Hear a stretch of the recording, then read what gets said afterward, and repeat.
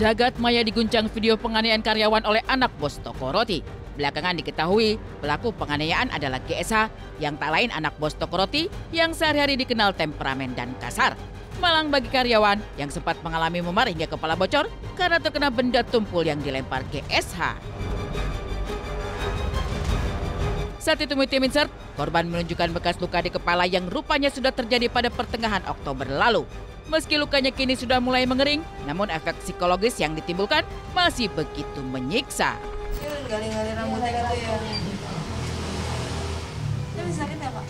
Enggak, cuma ya udah berlepas. Itu diemin berapa lama, Kak? Sampai akhirnya dia sembuh sendiri. Berapa lama ya? Hampir lama. 2 bulan. Hampir lama. 2 bulan. Tapi mungkin ada pertanggungjawaban nggak sih dari pihak pelaku?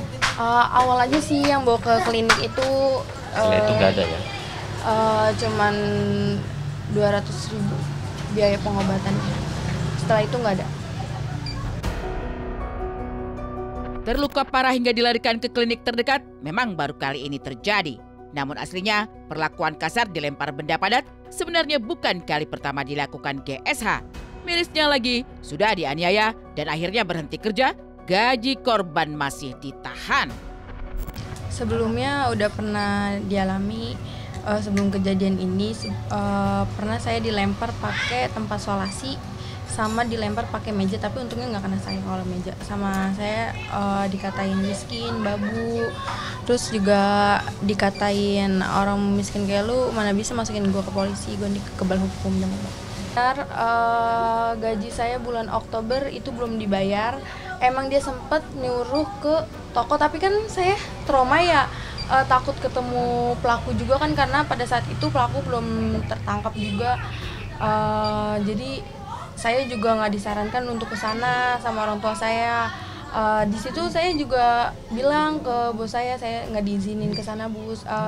Kalau mau TF, tapi sampai sekarang itu nggak di TF. Saya juga ada buktinya kalau saya minta TF.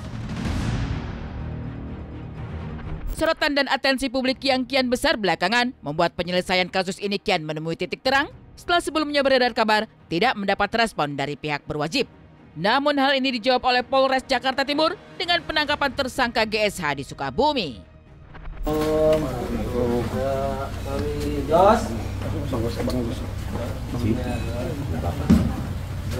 Ini dari yang dari mananya? Dari penyidiknya Pak Awe. Awe. Oh iya. Penyidik. Udah paham Jos ya? Udah paham nggak? Masalahnya udah paham? Oh ya udah, kalau Anda kata udah paham. Yang ngomong sama dengan punya langsung Pak Jos dengan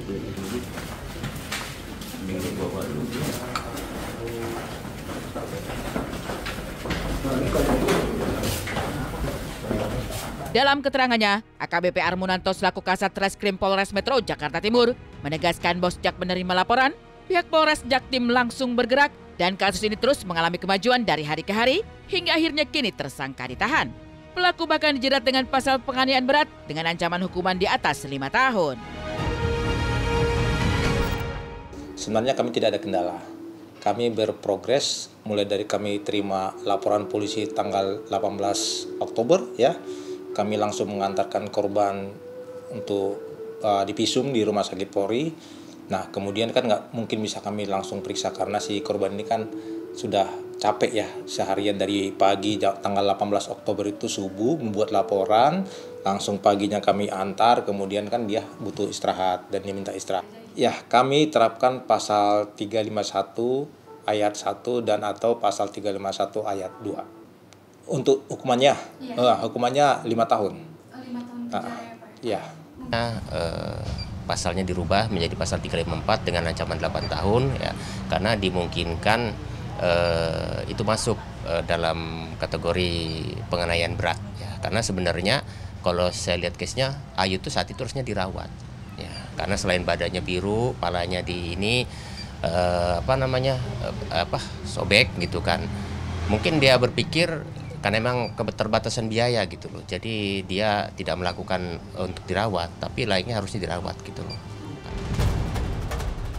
Ya, penganiayaan atau main hakim sendiri tidak pernah dibenarkan atas alasan apapun. apalagi karena arogansi dan tabiat buruk yang kemungkinan menjadi profil pelaku penganiayaan. Menjadi sorotan viral, maka inilah penelusuran tim Insert ke TKP Toko Roti di kawasan Penggilingan, Jakarta Timur.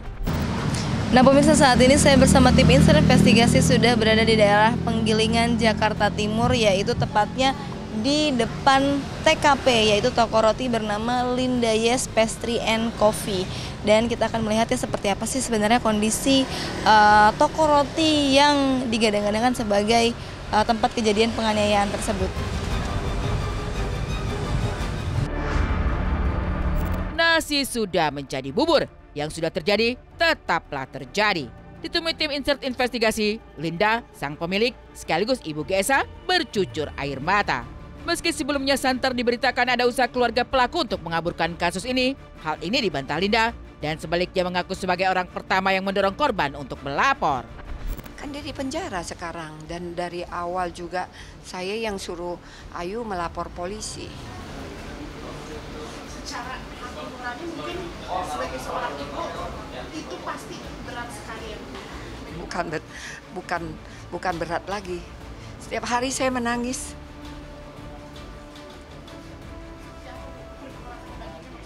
Tapi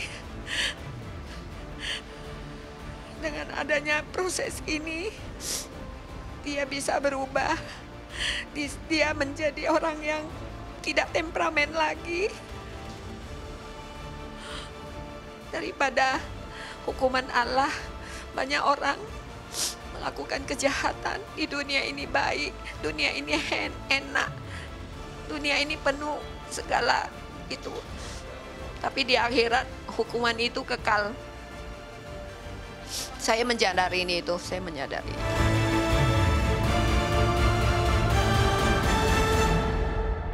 Selanjutnya, ada penelusuran spesial menguak Kampung Delman sebagai sisa eksistensi sejarah di tengah kota metropolitan. Benarkah kuda harus kenyang terlebih dahulu, baru kusirnya bisa makan?